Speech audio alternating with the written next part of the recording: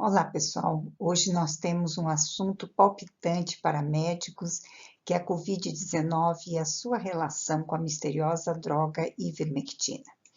Nós vamos abordar hoje vários assuntos, as três fases da doença, o mecanismo de ação da ivermectina nas viroses, aquele seu perfil farmacológico muito estranho e maravilhoso, a Covid-19 no Brasil e no mundo, e como é que nós vamos explicar diferenças chocantes na incidência e mortalidade entre países e continentes. Os estudos observacionais que comprovam o poderoso efeito anti-Covid-19 da ivermectina, qual é o momento certo de nós tratarmos com a droga, quais são as doses, quais são os protocolos, que estudos que estão vindo por aí. E depois nós vamos falar sobre dúvidas frequentes, será que tem cronificação, será que ela pode ir e voltar, quais pacientes devem ser tratados com a ivermectina e quais que não devem ser. Há evidências que a ivermectina previne o Covid-19, ela é profilática. Quais são as evidências dos estudos observacionais e como tratar o Covid-19 positivo e o preventivo? São válidos? Quais são as doses para tratar e fazer a prevenção? Isso tudo nós vamos. Então, vamos falar sobre as fases 1, 2, 3 da Covid-19, principalmente no que tange à ação da ivermectina. A fase 1 é a fase viral assintomática ou com pouquíssimos sintomas, mas a replicação viral está a 1000 por hora e a capacidade desse indivíduo infectar outras pessoas é imensa. A fase 2 está subdividida em dois grupos e nos dois grupos a replicação viral é muito intensa, assim como a capacidade de infectar outras pessoas. No grupo 2A, que é mais sintomática, ela não é tão grave, a pessoa ainda não tem falta de ar, mas tem vários outros sintomas, como, por exemplo, a perda de olfato, a perda do paladar, dores de cabeça muito intensa, diarreia, enfim, uma tossinha seca, né? O grupo 2B apresenta não somente esses sintomas que se acentuam, como já inicia falta de ar e muitos sinais de inflamação. E a 1000 por hora a replicação viral, a 1000 por hora a infecção de outras pessoas. A fase 3 não tem tanta replicação viral e se inicia a tempestade inflamatória que compromete e lesa outros órgãos, principalmente pulmão, rins, cérebro, retina, fígado e intestino. Talvez muitas pessoas desconheçam, mas a lesão renal é muito importante. Um de cada 4 pacientes que têm a COVID chega na fase 3, fazem insuficiência renal, precisam de diálise e muitos deles não recuperam mais a função renal. Então, o indivíduo pode até sair dessa fase, mas ele vai sair com sequelas. Nesta fase 3, não é ideal a nossa droga, porque a replicação viral é muito menor, e vocês vão entender quando mencionarmos o mecanismo de ação da ivermectina, e, além do mais, é necessárias muitas outras drogas, como antibióticos, anticoagulantes, como anti-inflamatórios, respiradores, então já muda completamente a terapia e, como nós sempre dizemos, esta fase é a maior dor de cabeça. Em 1973, o microbiologista japonês Satoshi Omura descobriu uma bactéria, a Streptomyces ivermectinus, quando coletava amostras de solo de um campo de golfe do Japão. Ele colocou essa bactéria para fermentar e foi capaz de produzir várias ivermectinas capazes de eliminar vermes, mas tinham grande toxicidade. Então, ele isolou amostras cultivadas e enviou ao seu colaborador da Merck Sharp Dome, William Campbell, que a misturou em laboratório e conseguiu o produto final muito mais potente e seguro, que é a ivermectina que nós conhecemos até hoje. Ela é um derivado semissintético que contém 80% da dihidroavermectina B1A e 20% da dihidroavermectina B1B. O efeito antiumítico é extremamente potente e em 1987 ela foi registrada em humanos. Em 2015, os dois pesquisadores, junto com uma chinesa, acabaram ganhando o Prêmio Nobel de 2015, porque ao longo dos anos não somente se verificou que ela tinha essa propriedade antiparasitária tão potente, como ela tinha muitas outras aplicações que nos surpreendem até hoje. Eu mostro neste slide a estrutura química da ivermectina, que é uma molécula bem grande, de alto peso molecular, e para que aqueles que têm gosto por essas coisas possam ver como ela se apresenta. A disseminação do uso da ivermectina aconteceu após ela ser introduzida em 1981 e foi realmente uma coisa que a transformou numa droga muito popular, porque tinha um efeito antiparasitário fantástica e foi considerada ela ser utilizada para a erradicação da filariose oncocercose desde 1997, por causa dos esforços das Nações Unidas para tratamento das doenças tropicais. E ela é considerada uma droga revolucionária por causa do seu perfil farmacológico. E cada vez se descobre uma nova aplicação, uma nova utilidade para essa droga antiga, mas com truques novos, como diz o trabalho em inglês. Vamos então entender o mecanismo de ação da ivermectina. Conforme nós mostramos na ilustração anterior, ela tem um alto peso molecular, mas a toxicidade é muito baixa. Eles não conseguem atravessar com facilidade a barreira hematoencefálica, a não ser que ela estiver rompida por algum mecanismo, como pode ser o caso da meningite. Daí, a droga, uma vez administrada, ela vai ter concentração especial no tecido adiposo, que tem menor vascularização e será lentamente liberada para o plasma, aumentando o tempo de permanência da droga no organismo. E isso poderá explicar aquele tempo de ação bastante prolongado que é descrito, por exemplo, nos tratamentos de parasitas, que duram até 1 ano o efeito em humanos. O mecanismo de ação da ivermectina nos parasitas se faz através da ativação dos canais de cloro por meio do ácido gama-aminobutírico, o GABA. E essa abertura dos canais de cloro vai permitir que comece a entrada de íons cloreto, que vão gradualmente paralisando a musculatura e geram a morte do parasita. Esses canais somente estão presentes em invertebrados, o que justifica essa atividade apenas nos parasitas. O mecanismo de ação e excreção da ivermectina nos diz que ela é uma droga extremamente segura. Nenhum óbito foi relatado em ser humano em decorrência do uso dessa droga em 40 anos de utilização. E ela é muito rapidamente absorvida no trato gastrointestinal. Em 4 horas, ela atinge concentração plasmática alta, máxima, e 90% vai ser eliminado íntegra, sem nenhuma transformação no organismo pelo intestino. E o fígado, de fato, ela passa pelo fígado, mas só 8% vai ser eliminada numa pequena etapa no parênquima hepático, para em seguida ser excretada nas fezes. O principal metabólito hepático é a 24-hidroximetil-H2B1, que, como nós dissemos, passa para o intestino na sequência. A via urinária é somente 2% ou menos da excreção da ivermectina.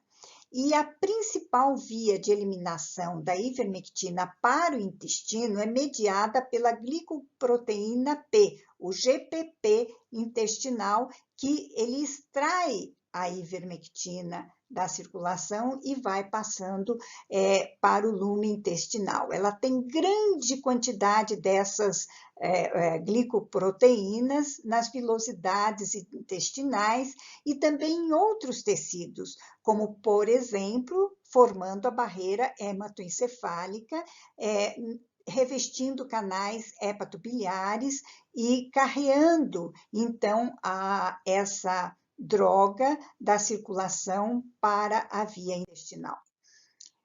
A metabolização hepática da ivermectina ela é mínima. 8% é biotransformada no fígado. E essa metabolização ela é feita através da CYP3A4 hepática e ela é transformada em mais ou menos 10 metabólitos, a grande maioria hidroxilados e desmetilados, e o principal metabólito, nós já dissemos, o 24-hidroximetil H2B1, e eles são diretamente excretados pelo intestino. Mas a vasta maioria é excretada íntegra pelas fezes, embora essa proporção tenha um ligeiro desacordo na literatura. E menos de 2% da ivermectina vai ser eliminada pelo leite materno se a mulher estiver amamentando. Vamos falar agora sobre a potentíssima ação antiviral da ivermectina. Ela é uma das mais potentes drogas antivirais que se conhece e com um amplo espectro de vírus que ela consegue atingir.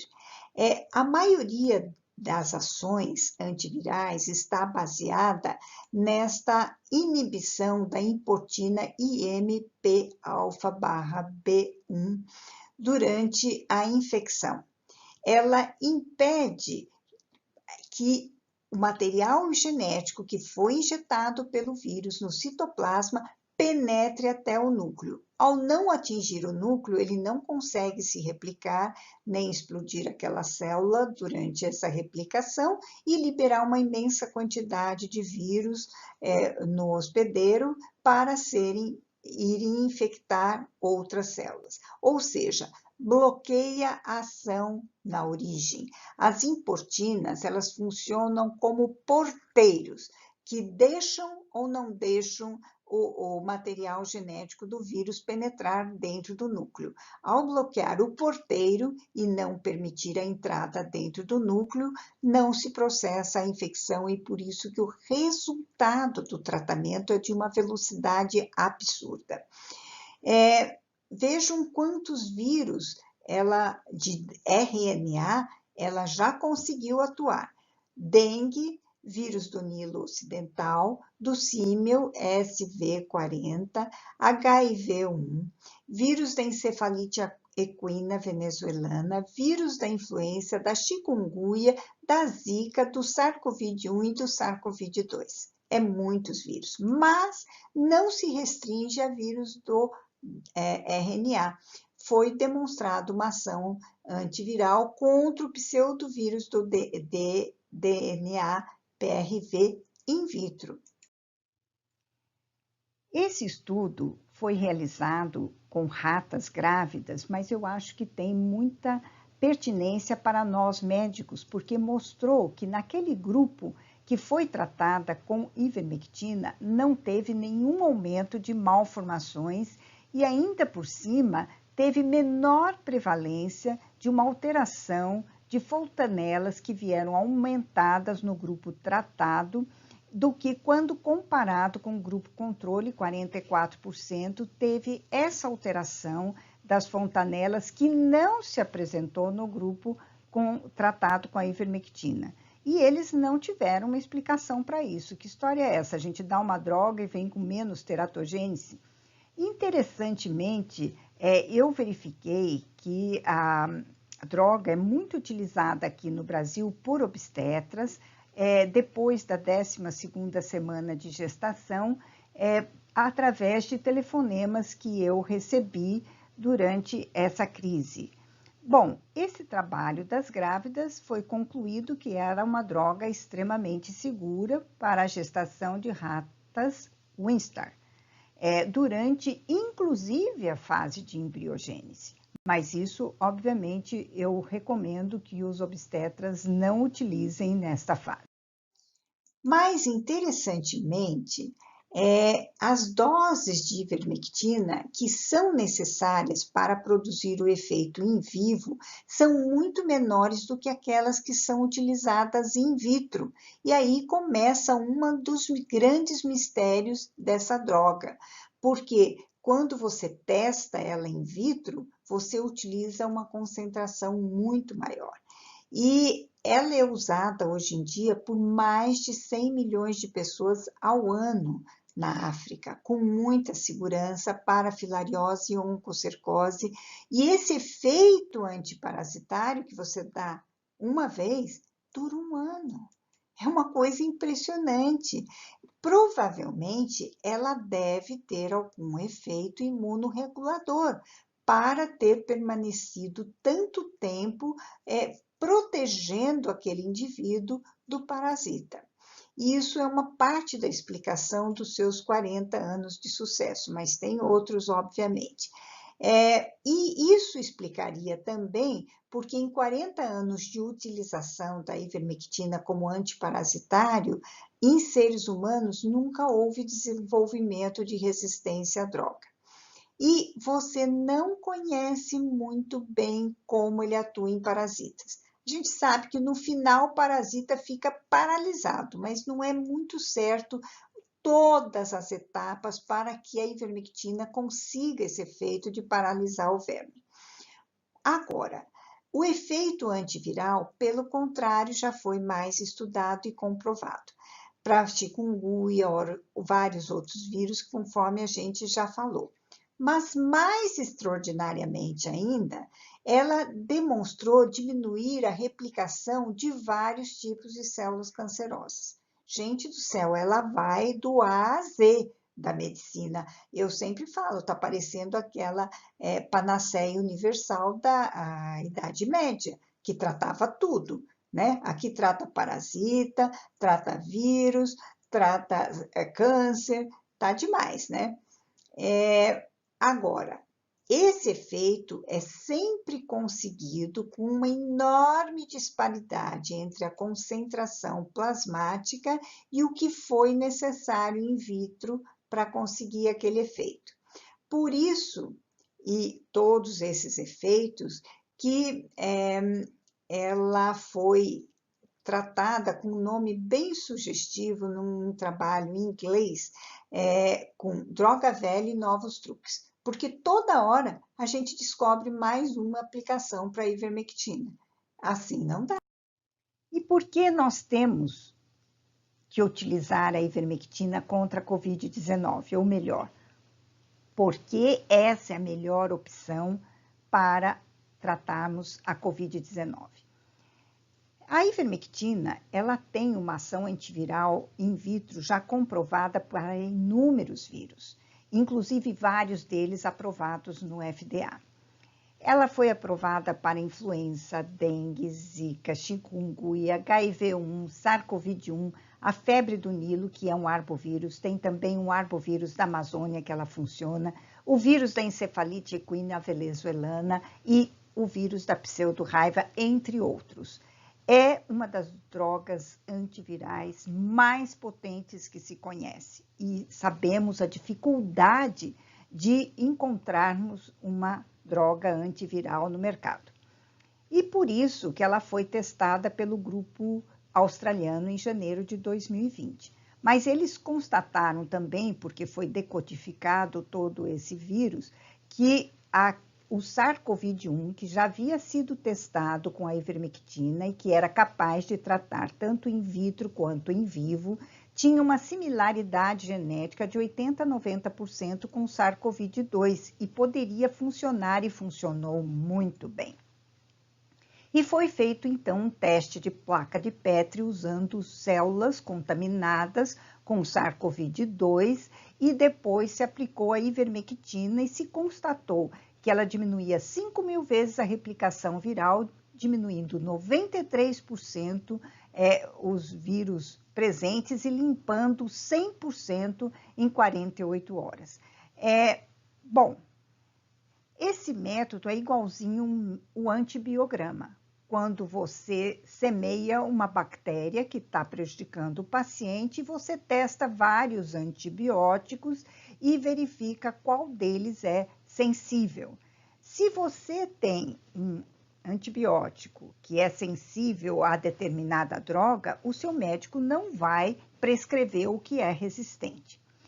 Tanto a ivermectina como a hidroxicloroquina já foram testadas in vitro várias vezes. Eles conseguem fazer a inibição de vírus, mas o detalhe é que até hoje quem funcionou em vivo foi a ivermectina.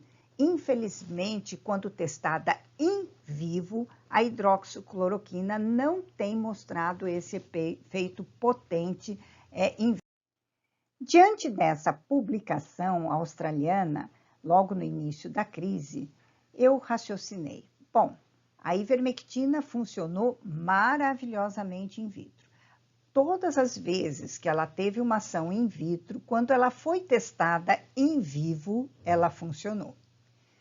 Além disso, é uma droga muito antiga, já testada, de baixíssima toxicidade, e era com tal negócio: se não fizer bem, mal não vai fazer. E todos os 23 casos que eu tratei na sequência, eu consegui curar em pouquíssimo tempo, e eu transferi essa informação para um grupo de médicos que nós temos no WhatsApp, Telegram, que administramos, são 570 médicos, e eles passaram a utilizar nos seus pacientes com ótimos resultados, e daí, por conta própria, muitos deles passaram a se auto-administrar periodicamente a ivermectina para se proteger de uma contaminação, já que estavam na linha de frente. E eles decidiram e, posteriormente, me comunicaram que tinha funcionado. Inclusive, o médico não adquiriu, mas seus familiares que não haviam tomado a ivermectina tiveram a Covid-19.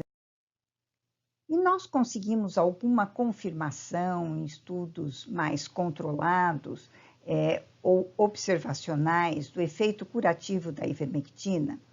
Um estudo que foi muito divulgado, de Patel e colaboradores, ele tinha estudado 1.408 pacientes, metade tratado, metade não tratado, e ele conseguiu reduzir a mortalidade dos hospitalizados administrando uma dose de ivermectina em 83,5%. O grande detalhe desse estudo foi que eles utilizaram uma empresa para levantamento desses dados que passou a ser questionada naquele famoso estudo que estudou a hidroxicloroquina e foi publicado recentemente no Lancet. Mas, como muitas pessoas tinham questionado aquele resultado, eles foram falar com a empresa que é do Sapan Desai, e já tem 10 anos no mercado, utiliza inteligência artificial para fazer os levantamentos dos dados, porém, ele não quis, num primeiro momento, fazer a liberação, porque iria romper a confidencialidade. Diante disso, esses dois trabalhos, tanto o de Patel quanto da hidroxicloroquina, foram retirados das revistas. Entretanto, posteriormente, a empresa aceitou fazer a revisão de dados e agora está nesse processo. Eu acreditava que ia ser um trabalho bem realizado, porque não somente esse indivíduo é especialista em analisar a qualidade de experimento científico, como o Dr. David Grant, é um grande especialista no estudo e liberação de drogas. Mas agora nós temos que aguardar o que será o resultado dessa revisão. Mas nós temos ainda a experiência da República Dominicana, que foi extremamente interessante. José Natálio Redondo é diretor do Hospital de Porto Plata, o Centro Médico de Burnegal. E eles começaram a estudar, juntamente com o Dr. Tavares, a ivermectina para tratamento dos pacientes infectados com o SARS-CoV-19. E eles tiveram resultados extraordinários na emergência do hospital, conforme ele relatou numa entrevista para a televisão da República Dominicana, que em pouco tempo, utilizando a ivermectina, eles deram alta para 500 pacientes internados e todos aqueles que chegavam na emergência com sintomas que eles testavam, confirmavam, eles davam a ivermectina e simplesmente os pacientes não retornavam mais. Se aplicava a ivermectina, eles não voltavam no dia seguinte e subsequente para tratamento da doença, porque haviam melhorado. E a hidroxicloroquina foi inicialmente introduzida no protocolo, mas eles verificaram que o tempo de negativação do PCR era de 18 a 38 dias, era extremamente prolongado, era praticamente o tempo natural de recuperação e eles não viam melhoras no paciente com essa medicação. Tanto é que agora, recentemente, o FDA também concluiu a mesma coisa e retirou a hidroxicloroquina do tratamento da SARS-CoV-19. E a ivermectina já conseguia a negativação dos vírus no PCR em 7 a 10 dias. Um tempo de recuperação que era menos da metade da recuperação natural, sendo que já de início os pacientes quase não tinham sintomas, mas ainda havia vírus circulante sendo detectados. E eles associaram a azitromicina em alguns pacientes por causa da pneumonia viral que se associava às vezes quando chegava a atingir o pulmão. E eles justificaram a azitromicina porque também era um antibiótico imunorregulador.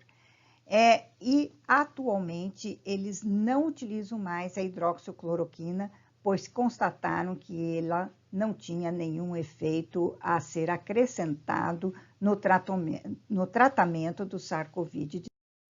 E quais seriam os efeitos colaterais da ivermectina? Eles praticamente inexistem. É uma droga extremamente segura, conforme nós já conversamos antes, que está sendo utilizado em 40 anos em humanos, sem causar o óbito de um paciente. Então, uma toxicidade baixíssima e a maioria dos efeitos colaterais relatados não tem a ver com a ivermectina propriamente, mas com a morte do parasita, que libera quimiocininas pró-inflamatórias.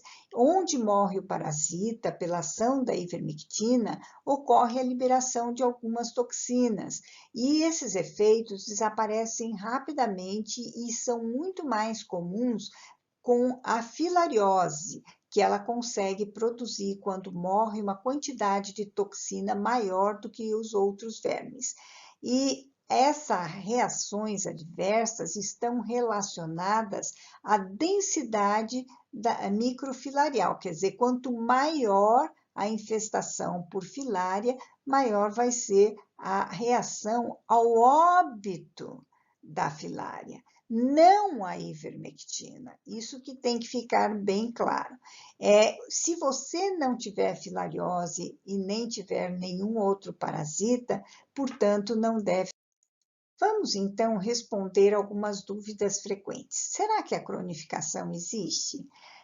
Tem o caso do Dr. Daniel Tanaka, de Parintins, na Amazônia, que estava na linha de frente do Covid-19. Logo no início da pandemia, ele se contaminou, mas no dia 23 de maio, ele voltou a ter sintomas, pesquisou e estava com Covid novamente. Daí a pergunta ele se reinfectou ou ele cronificou? Bom, quando ele fez a dosagem do IgG, após a primeira infecção, constatou que não tinha secretado o IgG, que nos dá certeza que aquele indivíduo está realmente curado da Covid.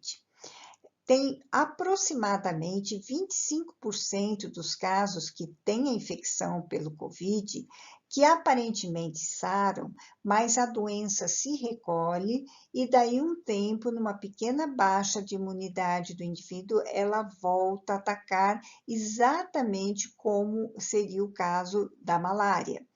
Há muitas mortes inexplicadas em casas de pacientes que já tinham tido alta hospitalar desde que houve a epidemia da China. Eu já acompanhava esses casos e aquilo me parecia muito estranho. Falei, isso daqui está cheirando mal, tem coisas e não explicadas. E, posteriormente, relacionamos ao fato do indivíduo não desenvolver o IgG, não ficar curado e vai para casa, de repente tem uma baita encefalite ou tem um trombo, faz um infarto, faz uma embolia pulmonar e tem morte súbita em casa. O uso da ivermectina é perigoso? Nem um pouquinho, gente. Na vasta maioria dos pacientes, vamos relembrar que ela é excretada no intestino e ela pode ser dada em pacientes idosos, doença hepática crônica, renal crônica, doença cardíaca, hipertenso, diabético, todos esses podem receber tranquilamente, inclusive pacientes que estão fazendo uso de drogas. A única exceção é a meningite, porque ela rompe a barreira hematoencefálica e daí a ivermectina penetra no neurônio e seria, então, prejudicial. Só que quem está com meningite não está precisando de ivermectina. Uma pergunta que toda hora me fazem no meu portal é se o indivíduo que toma drogas psiquiátricas como antidepressivos, mesmo pessoas que têm déficit de atenção, ou que têm psicose, ou que têm uma esquizofrenia, será que eles podem tomar a ivermectina? Em doses normais, ela nunca afeta o sistema nervoso central, porque aquela proteína, que é a GPP, que faz parte da barreira hematoencefálica, é justamente aquela que a ivermectina se liga. Então, ela evita dessa forma a sua difusão no sistema nervoso central. E nem penetra no cérebro, exceto se essa barreira estiver danificada por algum motivo. A bula da medicação da ivermectina não está muito legal, porque ela fala que a metabolização é hepática e muita gente fica apavorada com isso. E realmente ela tem uma pequeniníssima fase de metabolização hepática no primeiro estágio de metabolização e só atinge 8% da droga. A vasta maioria, como nós já dissemos, é eliminada.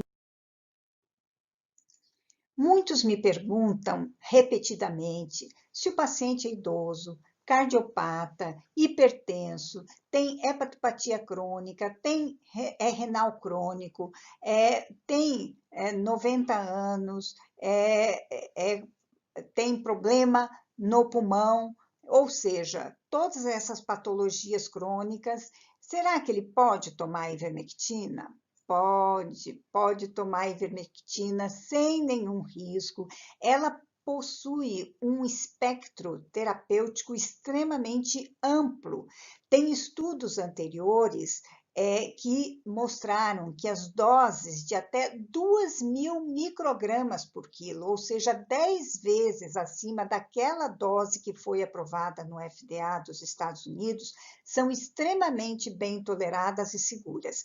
Então, não há problema. Lembre-se que ela tem mínima metabolização hepática e renal, 90% é eliminada pelo intestino, não é cardiotóxica, não penetra a barreira hematoencefálica.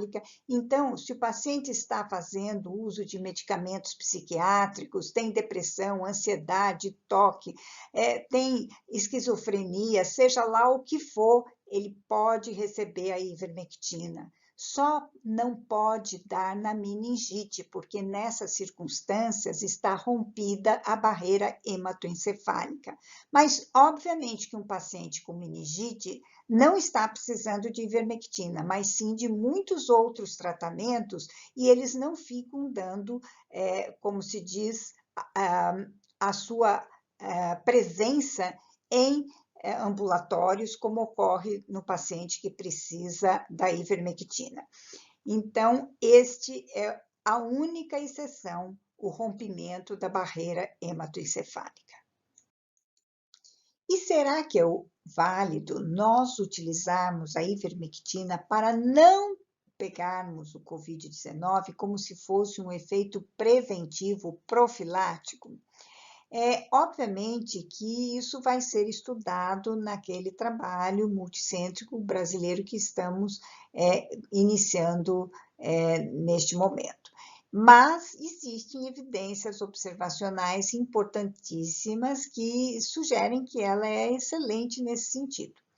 Um estudo que ocorreu no hospital de Fortaleza, na epidemia de chikungunya de 2018, é bem interessante. Um hospital psiquiátrico com 87 pacientes internados e 2 vezes por ano eles recebiam a ivermectina para tratar sarna e piolho. E acontece que chegou a epidemia de chikungunya, os médicos do hospital, enfermeiro, atendente, funcionário pegaram a chikungunya e eles que estavam no mesmo ambiente, mas protegidos pela ivermectina, nenhum paciente foi afetado. Dentro do nosso grupo de 570 médicos, alguns deles fizeram utilização da ivermectina profilaticamente e nenhum deles adquiriu. Mesmo quando familiares adquiriram, eles ficaram imunes e atendendo pacientes contaminados todos os dias. Tem algumas cidades e países que estão adotando a ivermectina em larga escala, tanto no Brasil como no mundo, e diminuíram bastante a mortalidade e o número de casos contaminados. No relato de um médico da Unimed, no nosso grupo de WhatsApp, Belém só conseguiu reduzir o número de mortalidade de contaminados quando eles introduziram a ivermectina dentro das prescrições que eram distribuídas para toda a população em inúmeros ambulatórios que foram abertos pela cidade toda. Peru, Bolívia, e nós vamos falar particularmente da experiência de Trinidad, Puerto Plata, da República Dominicana, todos eles relatam a diminuição de contaminação, mas de todos esses, o mais importante é o relato da África, que agora vamos fazer. A Covid-19 não se disseminou na África. Por quê? É um continente de 1 bilhão e 200 milhões de habitantes. Somente tiveram 3.600 mortes registradas. Ou seja, em óbitos eles têm 0,00003% de óbitos, um total baixíssimo. Mesmo que esteja havendo subnotificação, que parece que não há, ninguém sabe por que a África não tem Covid. Inclusive, a vida lá está correndo normalmente. Será que sabemos mesmo? Então, vamos ver o que aconteceu inicialmente com o Covid-19 na África do Sul. Até 13 de abril, foram relatados 2.173 casos e 25 mortes por Covid na África do Sul. E foi de todos os países do continente o mais afetado pela Covid até agora. Daí, 5 semanas após o primeiro caso ter sido notificado, parecia que a curva ascendente estava igualzinha a todos os outros lugares na mesma época. Só que no sábado do dia 28 de março de 2020, a evolução mudou. A curva caiu bruscamente. No dia anterior, tiveram 240 3 casos novos. E daí, no dia 28, 17. E de lá para cá, não voltou a subir, não ultrapassou nunca 50 casos novos. A doença infecciosa, ela só para de se disseminar quando não existe mais transmissores, quando existem as pessoas que são resistentes a ela. E significa que aquela população estava imune. De alguma forma, eles estavam imunes. Houve até uma confusão no início da epidemia, porque os negros acusavam os brancos de terem trazido a desgraça da Covid-19 para a África do Sul, porque eles, como pobres, não podiam viajar e os brancos podiam. Então, houve uma confusão, mas acabou rapidamente quando a doença se extinguiu em seguida. E vocês podem perguntar para mim, o que está acontecendo na África do Sul hoje? Nada. Tudo está funcionando normal, inclusive as escolas reabriram, tudo está perfeitamente normal.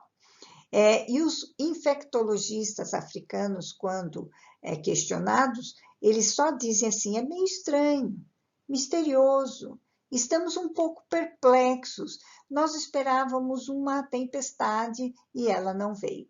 Ora, eles não sabem mesmo, porque até nós estamos sabendo. E o que aconteceu com a Covid-19 na Etiópia? Eles prepararam um lugar para fazer quarentena para 50 mil pessoas e reservaram 15 mil leitos de hospitais para receberem os doentes. Sabe o que aconteceu com tudo isso? Nada. Está tudo desocupado. Não está sendo necessário de jeito nenhum. Quando a pandemia chegou, o país tinha 22 ventiladores apenas. E fizeram tudo errado num país de 110 milhões de habitantes. Segundo o país mais populoso da África, muito pobre, sem saneamento básico, desnutrido, era para ter sido um desastre. Para piorar, a Etiópia não fez nada do que os outros países fizeram, nem sequer barrou os voos vindo da China. E o governo disse que não podia arcar com os custos de um lockdown, não fez lockdown. E ele falou que era muito difícil de implementar isso e também teria muitos ônus sociais que ele não ia fazer. Ele só falou, controlou a temperatura no aeroporto internacional e falou para o povo, não fica perto um dos outros, nem faz distanciamento e façam lavagem de mão. Até parece que isso vai funcionar para uma população que é ignorante, que não tem esse costume, que não fez nunca saneamento e higiene básica, então é óbvio que não ia funcionar. Então pode-se dizer que eles fizeram nada, e no entretanto é um dos países menos afetados pelo Covid. Em 31 de maio de 2020, entre os 110 milhões de habitantes, eles constataram 731 casos de Covid, ou seja, é 0,000000066% de incidência, baixíssima. 6 mortes, ou seja, os óbitos foram 0 e depois do ponto tem 1, 2, 3, 4, 5, 6, 7 zeros e 5%. É uma coisa assim que ninguém nem sabe se é do Covid mesmo, porque é tão baixa, é das menores incidências e mortalidades dos países onde o vírus chegou, sem nenhuma evidência de que tenha surtos de doenças que não foram relatados. O Reino Unido, país muito mais com assistência de saúde, boa nutrição, bom nível de vida, com um PIB muito maior do que o da Etiópia, tem cerca de 6 mil vezes mais mortes do que a mísera Etiópia. Como explicar? Como explicar que a Etiópia pobre e desnutrida não tem Covid? E o contágio no Brasil pelo Covid, no dia 4 de 6 de 2020, 100 dias depois do primeiro caso, tinha um novo recorde, era o terceiro país com mais mortes por Covid, ultrapassou a Itália nesse dia. 1.473 novos óbitos nós tivemos em 24 horas. Lógico que o primeiro lugar, sem nenhuma honra, é dos Estados Unidos, com 108.120 óbitos. O segundo, Reino Unido, 39.987, e o terceiro lugar, no Brasil, 34.021. Eu falei, isso vai passar rapidinho o Reino Unido, e não deu outra. E o quarto lugar, a Itália, 33.689 óbitos. E como nós estamos no dia 13 de junho de 2020, 109 dias depois do primeiro caso, que foi notificado em 25 de fevereiro de 2020, e o primeiro óbito ocorreu em 16 de março. E superamos o Reino Unido exatamente no dia 13 de junho de 2020, ocupando a desonrosa posição de segundo lugar com mais mortes pelo vírus, 41.901 óbitos. A marca de 40 mil óbitos foi atingida 3 meses após a contaminação, e hoje nós temos mais de 800 mil contaminados, e nesse crescente. E no mundo todo, como estão os casos confirmados e os óbitos?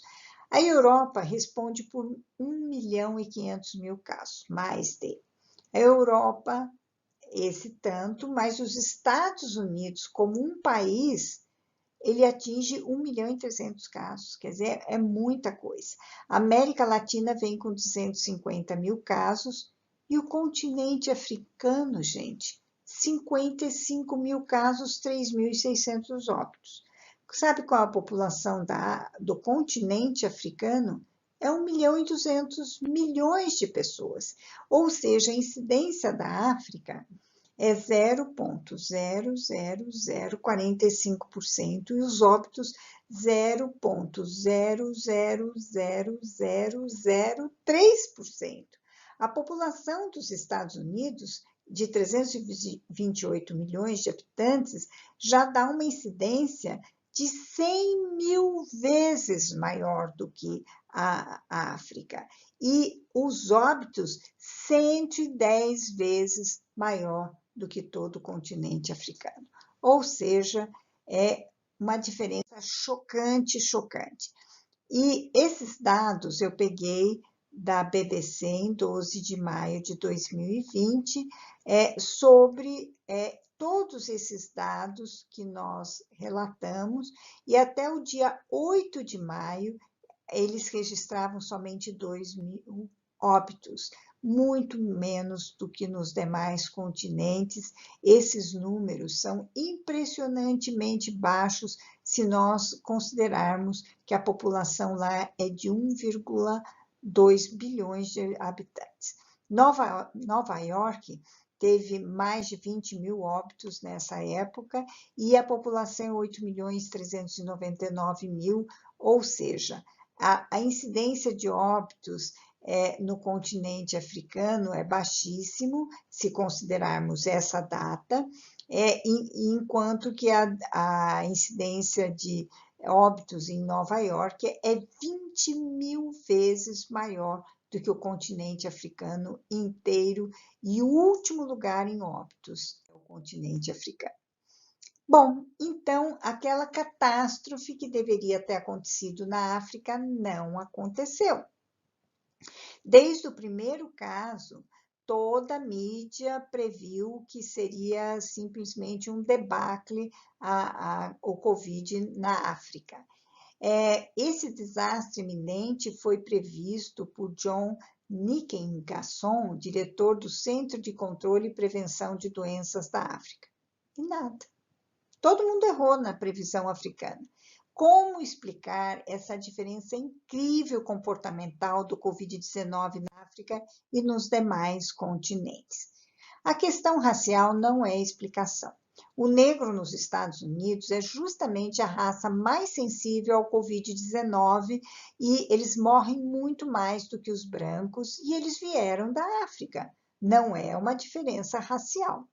O negro da África é justamente a população menos afetada pelo Covid. Se a população negra nos Estados Unidos registra as mais altas taxas de infecção e mortalidade pelo coronavírus, por que não a África? O que está acontecendo de diferente na África? Eles esqueceram, por acaso, que a ivermectina é dada anualmente em campanhas de milhões e milhões de pessoas desde 1997? Atualmente, as campanhas são de aproximadamente 100 milhões de pessoas ao ano. É o continente do mundo que mais recebe e consome ivermectina. A ivermectina é dada para combater a filariose e a oncocercose, a sequeira dos rios, que é transmitida pela mosca negra, ou aqui no Brasil era chamada de borrachudo. A infecção, ela dá consequências gravíssimas, mas a pior de todas, no meu entender, é a cegueira, né? A filária se instala dentro do olho da pessoa. E quanto será que a África tem recebido de ivermectina todos os anos? A dose tem sido progressivamente maior. Em 2008, foram administradas 60 milhões de doses para 60 milhões de pessoas em 26 estados africanos para tratamento de filariose e oncocercose. Em 2011, mais de 80 milhões de pessoas receberam a dose anual da ivermectina e daí conseguiram parar a transmissão da oncocercose para 54 mil casos ao ano. Foi, assim, realmente um resultado espetacular para a oncocercose dessa administração. Em 2012, somente a Organização Mundial da Saúde, recebendo a droga da Merck Sharp, eles administraram 90 milhões de tratamentos pela ivermectina. Entretanto, uma rede de voluntários conseguiu mais 61 milhões de doses adicionais, perfazendo 89% do objetivo que se desejava alcançar. Ou seja, de 1997 a 2011, 603 milhões de tratamentos de ivermectina foram administrados ao longo desses anos. Isso representou aumento de 3 vezes de 2009 a 2012 do número de lugares na África onde se conseguiu eliminar a cegueira dos rios, a oncocercose.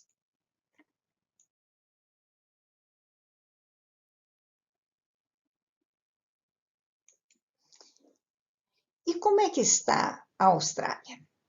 É exatamente o país da origem daquela pesquisa in vitro que nós já mencionamos anteriormente. E eu sabia que estava tendo uma baixíssima infecção na Austrália. E eu ficava curiosa, falei, eu acho que esses caras estão utilizando a ivermectina. Mas quando perguntavam para eles, eles diziam, não, esses dados ainda precisam ser confirmados por estudos mais controlados, etc. Aquela resposta clássica, não me comprometa, por favor, e tipo, faça o que eu digo, mas não faça o que eu estou fazendo. E o que é que eles estavam fazendo? Eu descobri recentemente através da secretária municipal do turismo de Barra do Garça, Mônica Porto, que tem o seu filho morando na Austrália. E olha a correspondência, o que ele escreveu. Meu filho que mora na Austrália me informou que lá está tranquilo, já há algum tempo, e que foi recomendada a ingestão da ivermectina pelo governo. Então, o governo não exigiu, ele só recomendou. E os australianos acataram e tomaram a ivermectina. E ele pediu para a mãe e o outro irmão que estavam no Brasil que tomassem também. E os dois tomaram e estão muito bem e não pegaram o vírus. Então, nossa pesquisa randomizada, controlada, duplo cego, o que ela vai estudar? Ela vai estudar o efeito curativo da ivermectina nas fases 1 e 2 da COVID. Nós vamos dar doses e protocolos bem estabelecidos, estabelecendo a eficácia do tratamento com números concretos.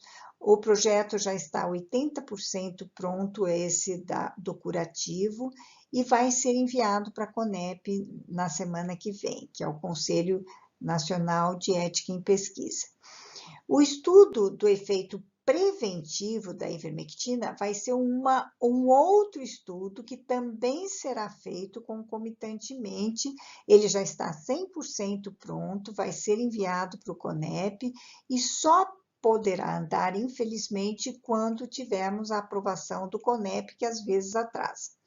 E vai responder definitivamente todas as dúvidas que agora permanecem. Tem realmente efeito curativo? Tem efeito profilático? E vão participar do projeto Lucy Kerr, do IQEP, Instituto Kerr de Ensino e Pesquisa, Raizildo Lobo, do Departamento de Genética, da Faculdade de Medicina de Ribeirão Preto, Odorico Moraes, Elizabeth Moraes, que são da Unifac, é um centro de pesquisas clínicas que está vinculado à Universidade Federal do Ceará, um dos maiores do Brasil. Então, nós vamos responder exatamente essas pesquisas. E se a ivermectina é tão fantástica contra o Covid, será que nós precisamos de vacina? Quais são os estágios de produção de uma vacina segura? Tem o teste pré-clínico, que vai ser administrado em animais para avaliar a resposta.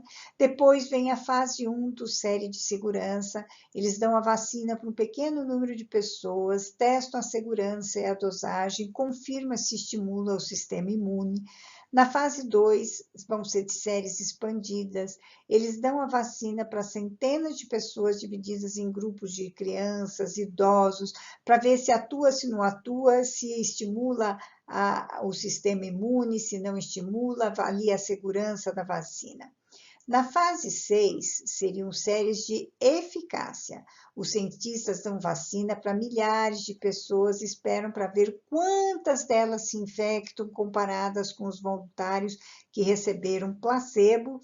E essas séries podem determinar se a vacina contra o coronavírus vai ser ou não eficaz. Daí vem a última fase, que é a aprovação em cada um dos governos. Cada país revê os resultados das séries e decidem se serão ou não utilizados. Agora, vejam esse resultado da primeira vacina para o Covid-19, que foi liberado pela Universidade de Oxford, com potencial para o Covid-19. Bom, gente, eles fizeram a publicação, mas foi medíocre, foi tão medíocre que o cientista americano Bill Hasseltine, ele criticou fortemente a universidade no site do Forbes.com. Como assim vocês estão liberando um teste, uma publicação, quando vocês não conseguiram proteger da doença os animaizinhos que foram infectados pelo Covid? Todos os animais que não tinham sido vacinados pegaram Covid, mas 2/3 dos animais vacinados mostraram claros sinais de que tinham pneumonia viral, mas os animais vacinados também foram infectados pelo Covid. Ou seja, a vacina não protegeu. E isso significa que o vírus vai ser transmissível de uma pessoa para outra. Ou seja, eles têm nada como vacina e, no entretanto, vão fazer teste aqui no Brasil. Eu vi anunciado que a Universidade de Oxford, com essa vacina, nesse estágio do desenvolvimento, vai ser testada aqui no Brasil. E vai ter louco que vai tomar, né? Eu não, com certeza não estarei entre essas. Por que usar a ivermectina no tratamento do Covid-19, segundo Karl Hausmann? Ele é um médico de Nova York e ele fez uma análise tão interessante que publicou nesse site que eu achei excelente. E ele fala exatamente essa questão da vacina que eu estou falando agora. Uma vacina bem-sucedida, eficaz, demora tempo para desenvolver, ela pode ter efeitos colaterais, então é preciso transformá-lo numa vacina segura e correta. O mundo precisa de 15 bilhões de doses para interromper o vírus e fazer com que a doença acabe, e isso tem custos elevados, elevadíssimos, além de enormes desafios logísticos de você manipular todas essas doses. Enquanto você não inventa uma boa vacina, que tenha sido bem testada, que possa realmente demonstrar um efeito protetor, nós vamos ficar aqui tudo de braço cruzado esperando, matando todo mundo e causando tantas perdas de vidas como estamos tendo? O distanciamento social não é a solução. Só usar máscara, fazer lockdown, não é a solução. A solução é que a África tem. Eles estão imunizados e nós temos que nos imunizar também. Se o tratamento da ivermectina é realmente eficaz para o Covid, seria simplesmente uma doença banal e tu voltaria ao normal. E daí, qual é a proposta dele? Eu achei interessante. Ele falou: vamos aguardar o resultado da distribuição maciça da ivermectina na cidade de Trinidad, na Bolívia. Foram administradas nessa cidade 120 mil doses para todas as famílias da cidade. E então ele diz: vamos olhar em Trinidad e ver se essa epidemia diminuiu em relação aos novos contaminados em outros países. E se a ivermectina daí poderia ser utilizada, não somente como tratamento, mas até profilaticamente. Todos os governos, uma vez visto que o resultado foi muito bom, concordariam em produzir ivermectina, subsidiando os laboratórios, distribuindo para todas as populações e fazendo interromper toda essa sequência de transmissibilidades, porque nós vamos precisar de 15 bilhões de tratamentos de ivermectina, mas não vamos precisar mais de 15 bilhões de vacinas. E a ivermectina é muito mais barata, tem patente quebrada. Todos os laboratórios do mundo poderão produzir intensivamente. Quem tem sintomas ou testes positivos seriam colocados em isolamento ou então tomariam a ivermectina. E também daria drogas, assim, para estimular a resistência, diminuir a coagulabilidade do sangue, distanciamento social, mas tudo isso é besteira. Veja que é besteira, porque na África não tem nada disso, certo? E daí o Covid-19 não seria erradicado. Porém, seria controlado. Quando você tem uma doença que você tem um remédio e você sabe como diminuir, que não deixa as pessoas morrerem, está tudo resolvido o assunto, a vida volta ao normal, certo? E o que aconteceu em Trinidad? Porque tudo está dependendo, segundo ele, desse resultado. E eu fiquei com uma enorme curiosidade, porque, em primeiro lugar, eu não sabia que Trinidad tinha recebido todas essas doses. E daí eu fui ver o que estava acontecendo nessa, que é a capital do estado de Beni, uma das regiões mais atingidas por mortes proporcionalmente à população da Bolívia. Eram 581 casos confirmados e 41 mortes por Covid em maio. Então, os empresários da cidade, não foi o governo. Eu achei que tinha sido o governo, mas não foi. Foram os empresários que compraram 120 mil doses de ivermectina veterinária. Eles não compraram para humanos, porque a veterinária era mais barata. E lançaram uma campanha antiparasitária, porque eles não podiam falar que eles iam tratar o Covid. Então, a campanha foi antiparasitária, foi dada em 19 de maio de 2020, distribuído casa por casa as doses gratuitas e falava: ó, gente, vocês não querem tratar os vermes, não sei o quê, e as pessoas tomaram. Isso na região mais afetada de todo o país. Eu recebi um áudio do empresário empresário Alfredo Figueroa, que foi um dos indivíduos que adquiriu as doses de ivermectina para distribuir para a população da Bolívia. E ele relata resultados rápidos e espetaculares, que rapidamente todas as cifras despencaram de novos contaminados, de casos iniciais da doença, de indivíduos que não mais precisavam de respirador, sem mortes atualmente, e descreve a ivermectina, nesse áudio, como uma bendição de Deus.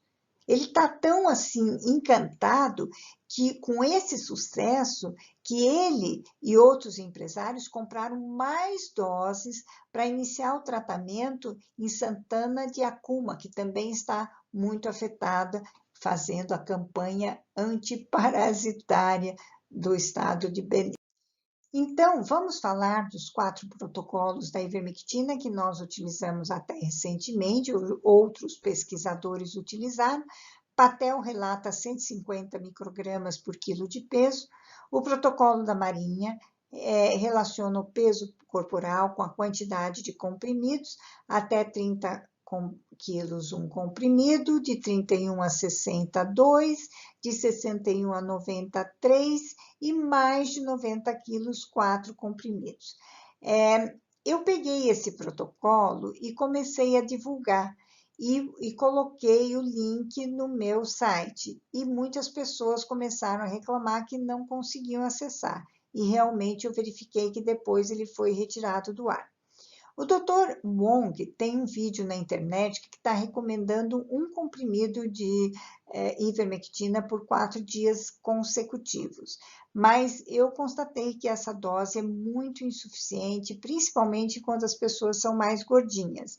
E um dos meus pacientes, que era bem gordinho, tratou com uma dose dessa e não reverteu os sintomas até que nós demos a dose correta. Eu utilizava 0,2 miligramas por quilo de peso, uma dose apenas, e só repetia se a doença não havia regredido significantemente em 24 horas. Mas agora eu utilizo 0,2 miligramas por quilo de peso em 3 dias consecutivos, que é o protocolo do nosso trabalho. É importante nunca jamais partir o comprimido se der doses quebradas, porque o comprimido é muito pequeno, ele esfacela tudo e não dá para daí você saber que dose estará tomando.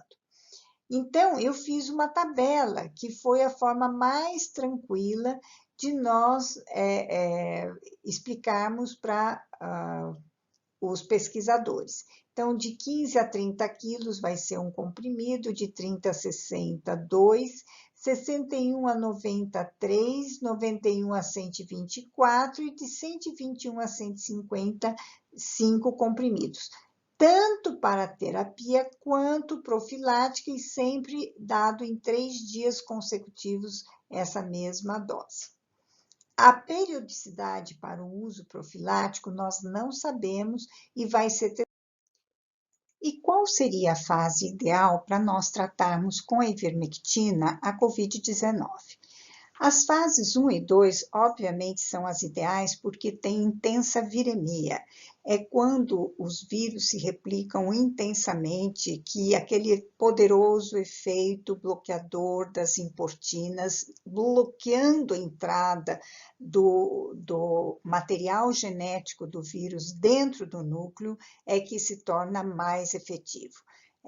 Esse momento é o melhor momento e é a fase ideal para que a droga faça um efeito eficaz. Na fase 3, você pode ficar curado ou não. Existem relatos que dizem que diminui acima de 80% a mortalidade em relação aos pacientes que estão na fase 3 e não receberam a ivermectina. Entretanto, muitos órgãos ficam lesados nesse período. Inclusive, muitos pacientes jamais se recuperam da insuficiência renal, vão ficar com fibrose pulmonar, ou seja, você até se recupera, mas você pode ficar sequelado e ter problemas sérios de saúde posteriormente. Portanto, a fase ideal é antes de você fazer a tempestade inflamatória com grandes lesões de cérebro, retina, pulmão, fígado, rins. Então, vamos tratar o quanto antes, que é o melhor, e de preferência até preventivamente. Bom, este era o material que nós pretendíamos apresentar para vocês e, se precisarem, pode enviar um e-mail para portallusiqueira@gmail.com, que nós lhes responderemos e esperamos que vocês possam, desta forma, tratar melhor seus pacientes afetados com Covid e impedir a maioria que venham a ter a doença, que isso seria o ideal.